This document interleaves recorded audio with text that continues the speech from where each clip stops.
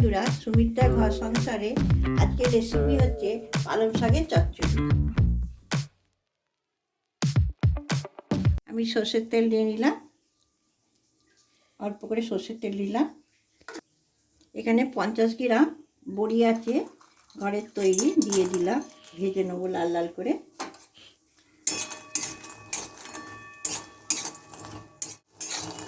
আমার বড়িগুলো ভাজা হয়ে গেছে লাল লাল করে।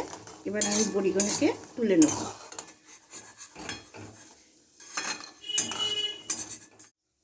একটু তেল দিয়ে নিলাম অল্প করে, আবার একটা তেজপাতা, একটা শুকনো লঙ্কা ফোড়ন দিলাম।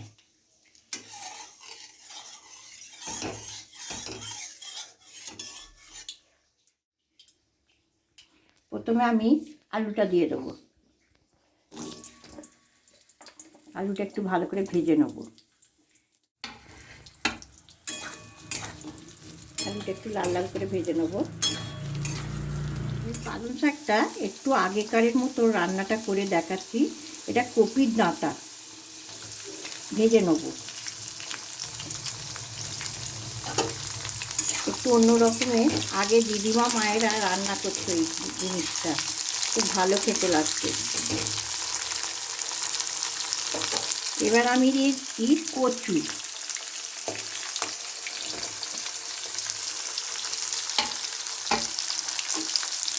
কচুটা, আলুটা, ডাঁটাটা ভালো করে ভেজে নেব। আমি এবার মূলো দিয়ে দেবো। যেগুলো যেগুলো শক্ত সেদ্ধ হতে দেরি হবে সেগুলো আমি আগে দিচ্ছি। এবার আমি বেগুন দিয়ে দিচ্ছি, একটা ছোট গোটা বেগুন আছে।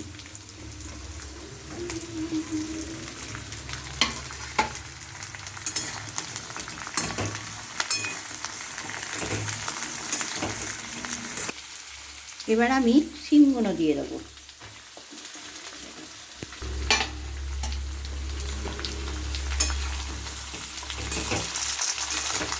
নুন দিয়ে দিলাম 1 চামচি, 1.5 চামচি।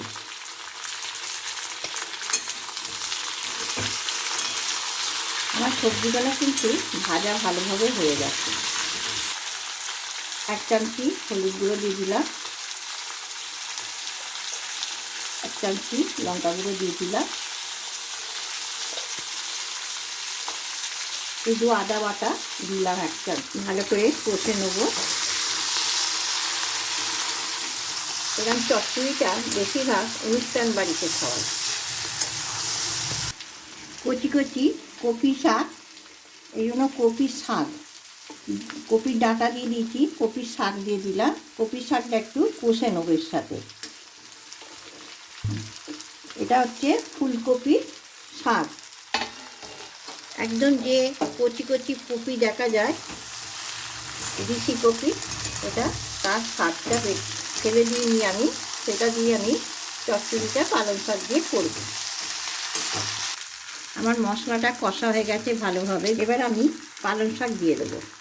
মশলাটা কষা হয়ে গেছে, এবার পালং শাকটা দিয়ে দিচ্ছি।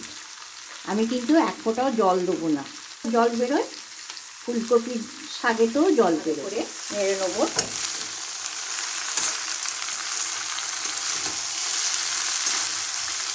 আগে রান্না করলে যতটা কষে কষে করবেন ততটা ভালো রান্নাও হবে, টেস্টিও লাগবে।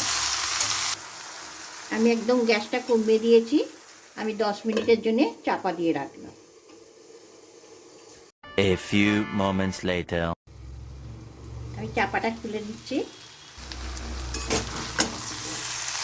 দেখুন কিরম হয়ে গেছে, একদম জলও বেরিয়ে গেছে, কিন্তু সব সেদ্ধ হয়ে গেছে।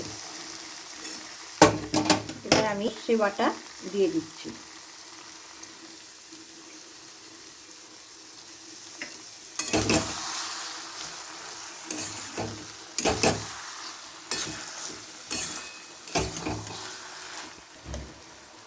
আমি 1 চামচি গুড় দিয়ে দিলাম, চিনিও দিতে পারে, আমি গুড় দিলাম।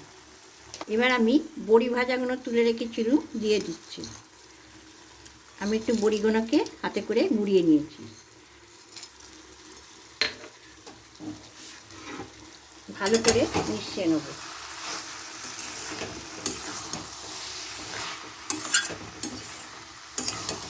ফুলকপি ভালো লাগে আমাকে সাবস্ক্রাইব করবে, লাইক করবে, কমেন্ট করবে। সবাই ভালো থাকবে, সুস্থ থাকবে।